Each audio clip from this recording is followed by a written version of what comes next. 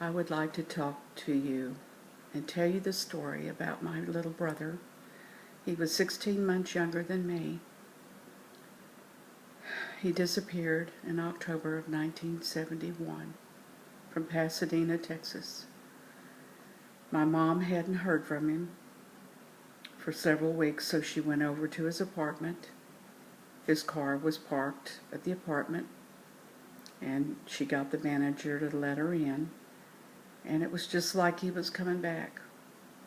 There was money on the table, a box of open shells, and his gun was gone. Several weeks after she reported him missing to the Pasadena Police Department, and I don't know exactly how this came about, because at the time I was living in Corpus Christi, Texas. But someone contacted the Pasadena Police Department. David's motorcycle had been found in the woods off of Highway 59, and Sheriff Jim Humpy Parker is who we talked to at the time.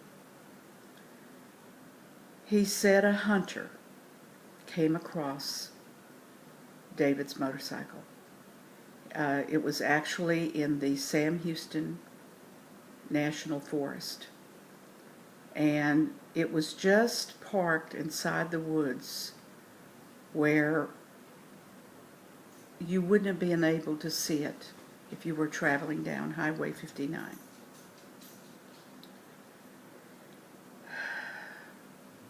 Anyway, we believed everything that Sheriff Parker told us. I asked, how long did you search? He said a couple hours. But the forest was so thick that you could search for weeks. That's how dense it was in there. And at the time, we didn't know what to think. We didn't know if he had just taken off by himself. He had only been out of the Marine Corps for about a year. He was 23 years old, fixing to be 24 in November. David and I were very close. Growing up, when we were little, I have so many pictures of us together.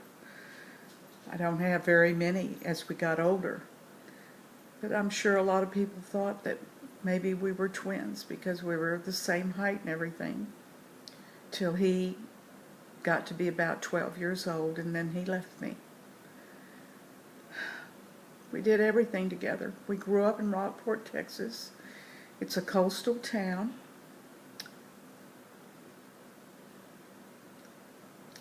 We went to the beach every day, just about. We rode our bicycles. We played baseball. We were always together. I really didn't have much of a chance to get to know him as an adult, because when he graduated in 1966, he joined the Marine Corps. And so I didn't get to see him very much during that time. And when he got out of the Marine Corps, he lived in Pasadena, Texas. I lived in Corpus with my husband, and I had a little boy that was born in 1970. He was just a year and a half old when David disappeared. So I really didn't get to know him as an adult. Anyway, I reported him missing to many agencies as much as I could, and at that time I tried to get media coverage, but with no help, because back then, if you were an adult, they just figured you left on your own. And of course that's changed some over the years. They do pay more attention to adults and stuff now, but it's still very hard to try to get someone to help. That has been my biggest obstacle. I've written to talk shows. I've written to governors. I've talked to the FBI. I've done it. I've done as much as I know how.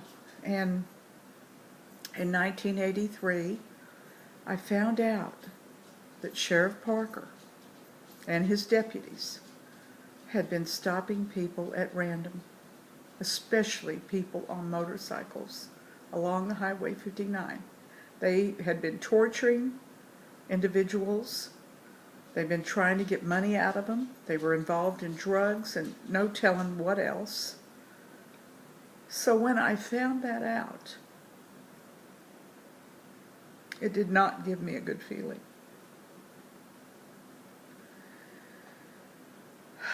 I have been praying every day since David disappeared. I'm still trying to find out what happened to my brother. I loved him.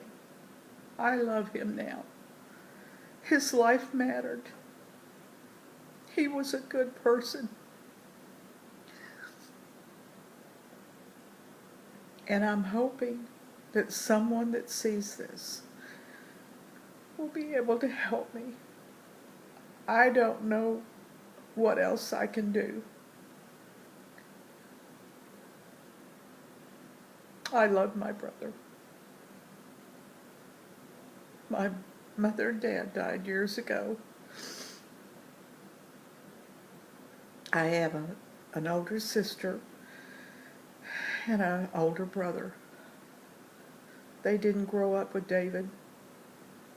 When we were little, my sister got married. She's much older than me. And my brother went into the army. They didn't share the experiences that I shared. My brother's name is David Wayne Waggoner. Next month will be 45 years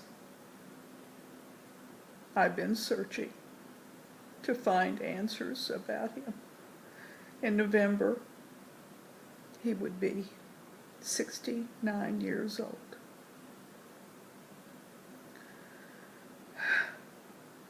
I just felt that I had shared his story with you. His story also, thanks to a young lady by the name of Marissa, is on a podcast on iTunes.